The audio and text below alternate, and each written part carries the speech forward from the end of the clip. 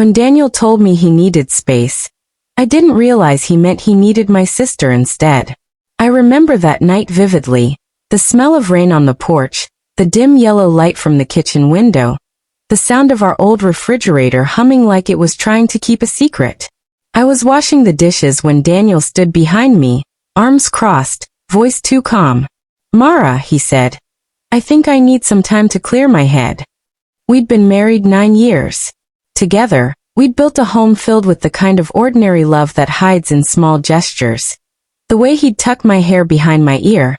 The way I'd make his coffee exactly how he liked it. 1 spoon of sugar, half cream. Ordinary love. I thought it was enough. I nodded, even though my hands were trembling in the soapy water. "Okay," I whispered. "Take the time you need." I didn't know I was already losing him.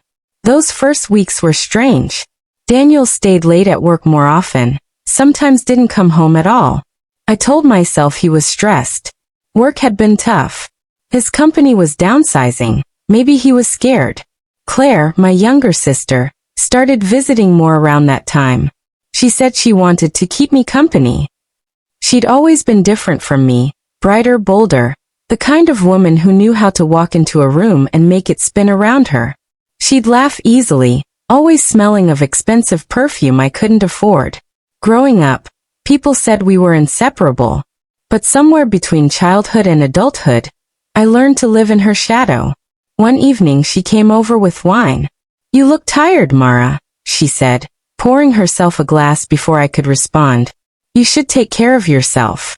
Her tone was kind, too kind maybe, but I brushed it off. We talked for hours, and she asked about Daniel. I told her he'd been distant, that I was trying to give him space. She gave me a strange look. "Men are like that," she said, smiling faintly. "Sometimes they just need a little distraction." The word distraction lingered in my mind long after she left. Days passed. I tried to stay busy. Gardening helped. There was something comforting about watching things grow even when everything else was falling apart. But small things started to change. Daniel's shirts began smelling faintly of a perfume that wasn't mine. He'd check his phone too quickly, screen turned away. Once when I reached for it, he flinched. At night, he'd turn his back to me in bed. The silence between us grew so thick, it felt alive. I remember one morning, while folding laundry, I found a lipstick stain on his undershirt. The color, deep rose, looked familiar. Too familiar. Claire wore that shade at my birthday dinner just weeks ago. I stared at it for a long time, the fabric trembling in my hands. My chest felt hollow, as if all the air had left the room.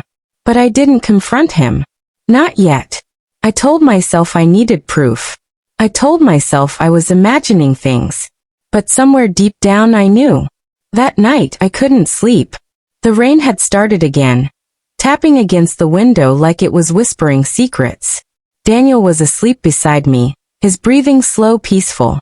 I stared at him and felt something break quietly inside me. Not anger, not yet. Just the aching realization that love can disappear even when you've done everything right. And as I lay there, staring at the ceiling, I thought of Claire's laugh, her perfume, her lipstick. And for the first time, I wondered if the people closest to you are the ones who can cut the deepest, because they know exactly where to aim. The next few weeks became a blur of forced smiles and aching silences. I pretended not to notice how Daniel's voice softened when he spoke on the phone. A tone I hadn't heard in months, maybe years. He'd step out onto the porch, speaking in low whispers. Sometimes I'd catch a glimpse of his reflection in the kitchen window, smiling, relaxed. The same man who moments earlier could barely look me in the eye. When I'd ask who he was talking to, he'd shrug. "Just work, Mara. You worry too much." But I wasn't worried. I was terrified. Claire still came by often. Too often. She brought pastries, gossip, and sympathy wrapped in perfectly timed smiles. She'd sit at my kitchen counter, in my house, laughing about trivial things while I tried to ignore the faint scent of Daniel's cologne that seemed to linger on her. "You know, Mara," she said once, swirling her coffee, "you and Daniel, you've always been so steady. I envy that." Her tone was wistful. But there was something else hiding beneath it, something sharp. It's not easy, I replied, forcing a smile. Marriage takes work. She nodded, her eyes glimmering. Oh, I'm sure it does. The way she said it sent a chill through me. A few nights later, Daniel didn't come home at all. He called around midnight. His voice was calm, casual, as if it were normal to vanish for hours without a word. I had to stay over at the hotel. Late meeting. Don't wait up. I wanted to believe him. I really did. But when I hung up, my eyes fell on his laptop bag, sitting right there on the dining table. And that's when I stopped believing. I barely slept that night. My mind kept replaying every strange glance, every hushed call, every late-night text. By morning, I decided I couldn't keep living in the dark. When he left for work the next day, I opened his laptop. My hands trembled as the screen came to life, the soft glow lighting up the kitchen like a confession. Didn't have his password, but after 9 years of marriage, you learn someone's patterns. Birthdays, pet names, favorite numbers. It took me 3 tries. And there it was. Emails, messages, photos. Her name, Claire, appearing again and again. I clicked one thread, heart pounding so hard it hurt. Can't stop thinking about last night. You looked beautiful. Wish I could hold you without worrying who might see. She suspects something, doesn't she? I couldn't read anymore. The words blurred through tears. I sat there for a long time, staring at the screen, the hum of the refrigerator filling the silence like a cruel reminder that life goes on, even when your heart stops. It wasn't just betrayal. It was humiliation. From the 2 people I trusted most in this world. When Daniel came home that evening, I didn't confront him. I couldn't. Not yet. He kissed my cheek like nothing had changed, like my world wasn't burning behind my calm expression. I wanted to scream, to throw the truth in his face, but my voice wouldn't come. Instead, I smiled. How was your meeting? He looked at me for a moment. Maybe he saw something different in my eyes, then smiled faintly. Fine. Productive. That word. Productive. It made me want to laugh. That night I called Claire. I needed to hear her voice, to see if guilt sounded any different over the phone. She answered on the second ring, breathless. Hey sis. Everything okay? I swallowed hard. Yeah. Just wanted to talk. She hesitated. Now's not a good time. I'm out with friends. Her voice trembled, barely, but I caught it. I could hear the sound of wind, the soft click of a car door closing. And then, faintly, a man's voice in the background. Familiar. Daniel's. Okay, I said softly, my throat tightening. Enjoy your night. And before she could respond, I hung up. I sat there in silence, the phone still pressed to my ear, my chest hollow. That was the moment I stopped being the broken wife and started becoming the woman who would take her life back. The next morning felt strangely quiet, like the world itself was holding its breath. The air inside our home was thick, heavy and cold, even though sunlight spilled through the curtains. Daniel moved around the kitchen as if everything was normal. He hummed softly while making coffee, the same song he used to sing when we first got married. I sat at the table, watching him, trying to memorize every detail. The way his shoulders moved, the tiny scar near his wrist, the little habits I once found endearing. It all looked the same. But it wasn't.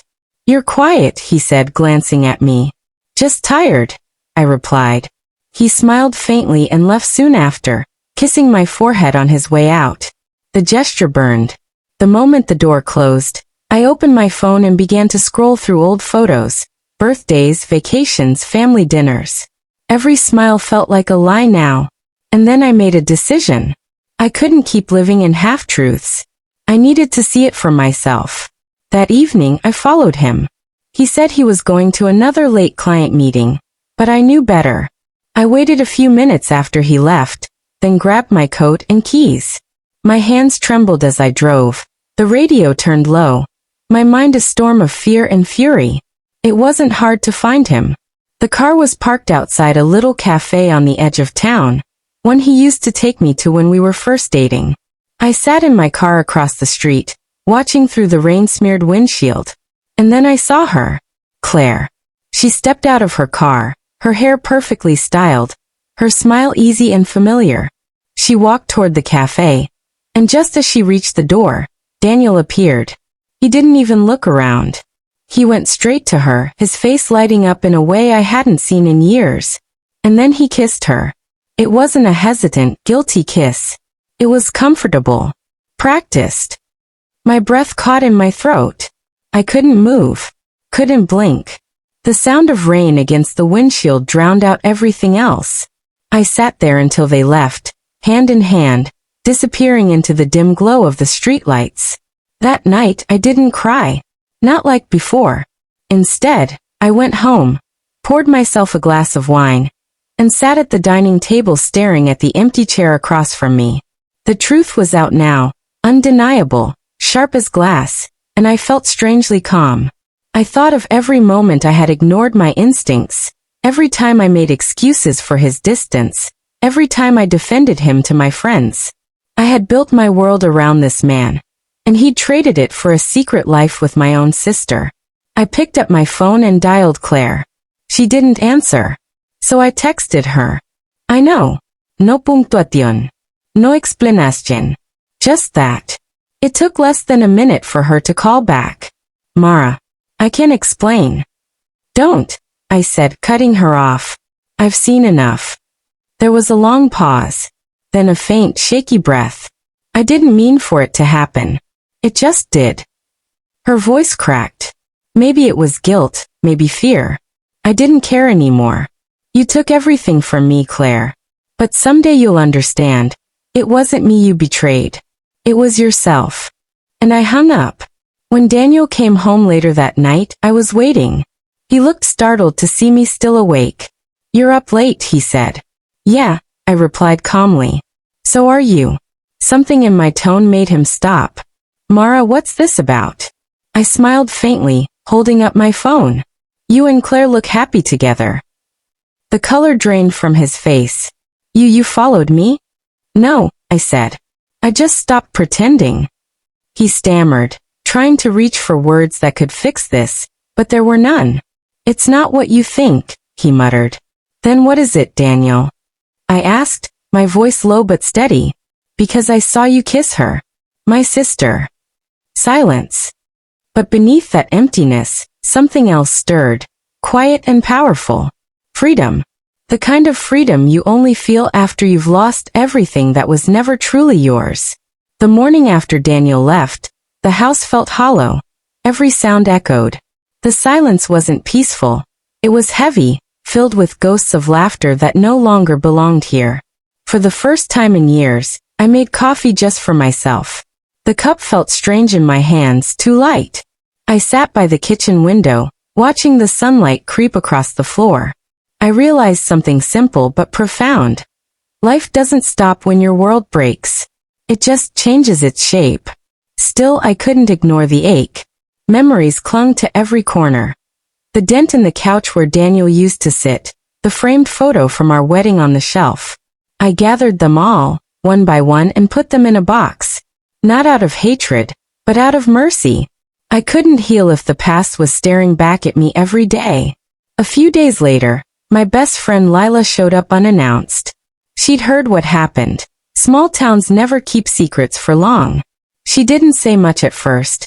She just hugged me, tight and long, the way you hug someone who's barely holding it together. You don't have to be strong today, she whispered. That was the first time I cried. Really cried. Not angry tears, just release. Years of disappointment, fear, and loneliness pouring out all at once. When I finally stopped, she smiled softly. You've got a whole new story to write now, she said. And for the first time in a long while, that didn't sound terrifying. It sounded possible. I decided to take a week off from work. No emails, no calls. I needed space to remember who I was before I became someone's wife, someone's sister, someone's afterthought. Each day, I did one small thing that reminded me of me. The morning after Daniel left, the house felt hollow. Every sound echoed. The silence wasn't peaceful. It was heavy, filled with ghosts of laughter that no longer belonged here. For the first time in years, I made coffee just for myself. The cup felt strange in my hands, too light. I sat by the kitchen window, watching the sunlight creep across the floor. I realized something simple but profound. Life doesn't stop when your world breaks. It just changes its shape. Still, I couldn't ignore the ache. Memories clung to every corner. The dent in the couch where Daniel used to sit, the framed photo from our wedding on the shelf. I gathered them all, one by one, and put them in a box. Not out of hatred but out of mercy. I couldn't heal if the past was staring back at me every day.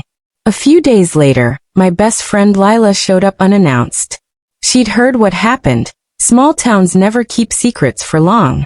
She didn't say much at first. She just hugged me, tight and long, the way you hug someone who's barely holding it together. "You don't have to be strong today," she whispered. That was the first time I cried. Really cried. Not angry tears, just release. Years of disappointment, fear, and loneliness pouring out all at once. When I finally stopped, she smiled softly. "You've got a whole new story to write now," she said. And for the first time in a long while, that didn't sound terrifying. It sounded possible. I decided to take a week off from work. No emails, no calls. I needed space to remember who I was before I became someone's wife, someone's sister, someone's afterthought. Each day, I did one small thing that reminded me of me. I started going for morning walks. I picked up my old journal again. I cooked my favorite meal, not his. I even started painting, something I hadn't done since college. The colors bled across the canvas, wild and unpredictable, just like my emotions. But it felt good. It felt real. I started going for morning walks. I picked up my old journal again. I cooked my favorite meal, not his. I even started painting, something I hadn't done since college. The colors bled across the canvas, wild and unpredictable, just like my emotions. But it felt good. It felt real. One evening, as I sat outside with a cup of tea, the air smelled like rain, fresh, forgiving. I looked up at the darkening sky and thought about everything that had happened. The betrayal, the lies, the heartbreak. But I also thought about survival. About how even broken things can be beautiful when they choose to shine again. I wasn't ready to forgive Daniel or Claire. Not yet. But I was ready to forgive myself, for not seeing, for staying too long, for believing love meant endurance. A week later, I received an unexpected message. It was from Claire. "I'm sorry. I don't expect you to forgive me. I just needed to say it." I stared at the screen for a long time. My hands didn't shake like before.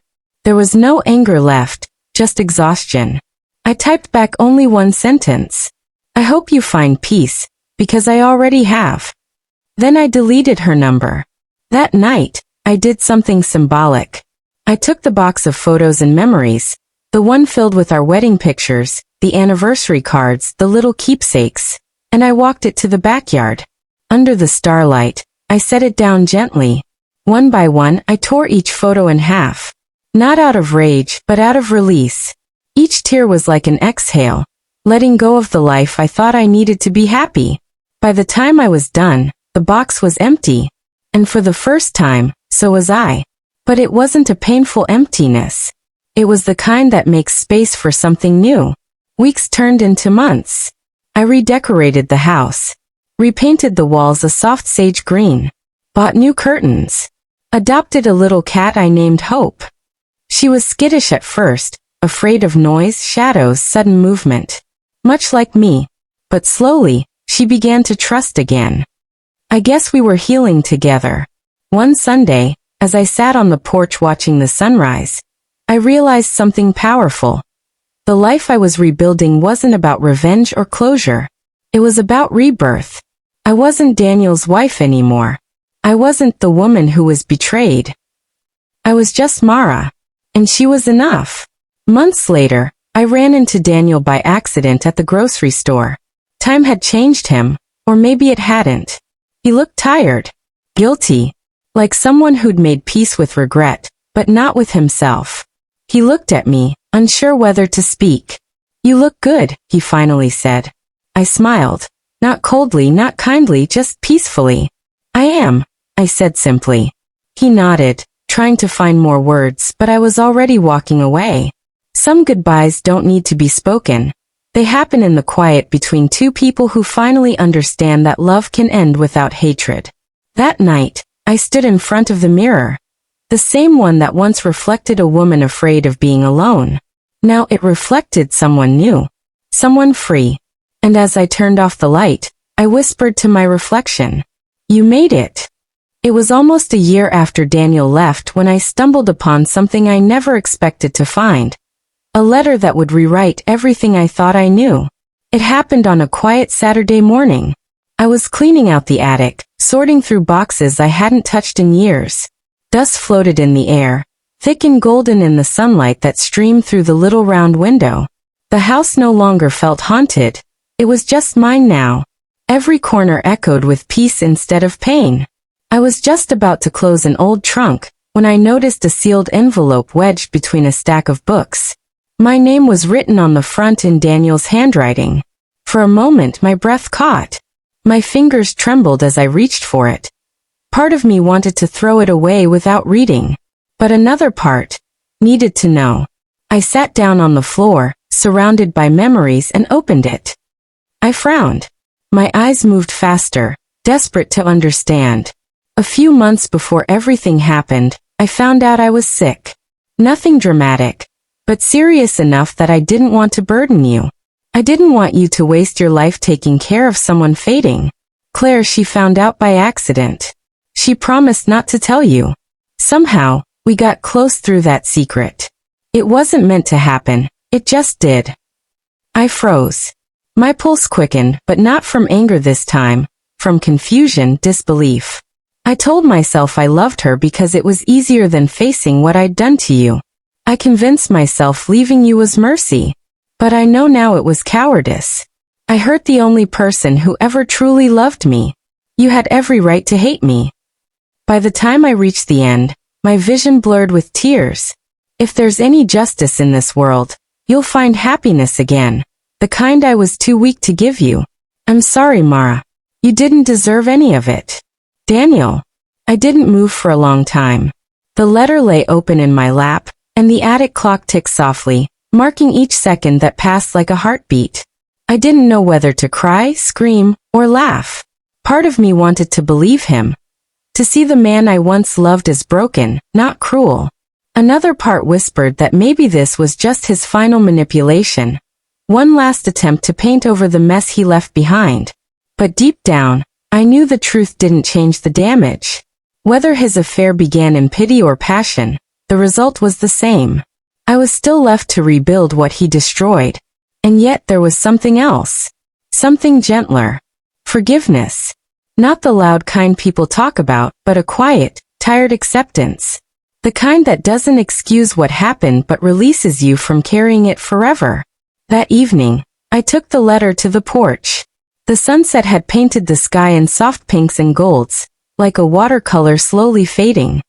I read it once more, then folded it neatly and placed it beside a candle.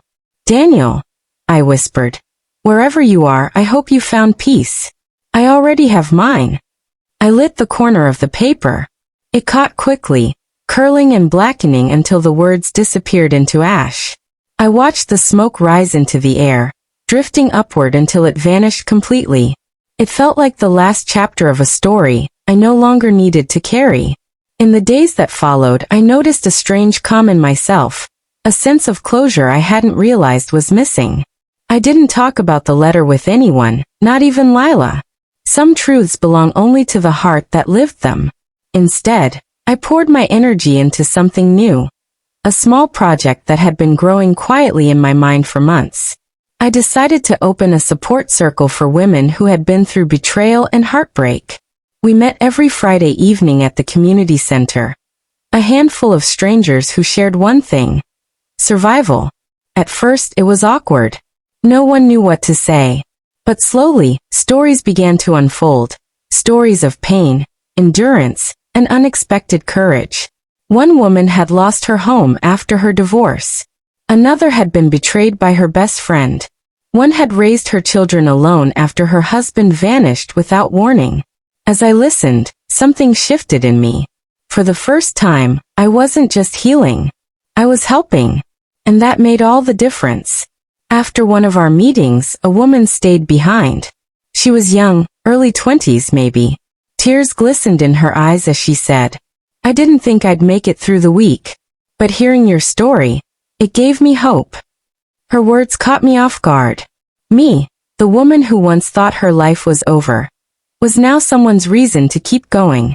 That night, I went home, sat by the window, and smiled through my tears. Maybe that's what Daniel's letter was meant to do. Not reopen wounds, but remind me how far I'd come. Sometimes healing doesn't mean forgetting. It means learning to remember without pain. And in that moment, I realized something I'd never said out loud. He didn't just leave me. He freed me. Life, I've learned, has a strange way of piecing you back together in ways you never expected. A year and a half after Daniel left, my world looked completely different. Not perfect, not fairy tale beautiful, but real. And for the first time in my life, enough. The house that once felt like a tomb now felt alive again. I painted the walls soft cream, changed the curtains, filled the rooms with plants and quiet music. It wasn't about hiding the memories anymore. It was about rewriting them, one room, one day, one breath at a time. I started journaling, something simple at first, just my thoughts before bed. But soon it became more than that. It became my way of talking to the version of myself who once cried on the kitchen floor, begging for answers that never came. I wrote to her often. "You didn't lose yourself that day he left. You just didn't know yet who you were without him." Those words became my truth. Claire never came back into my life. Not really. I heard through Lila that things between her and Daniel had fallen apart within a year.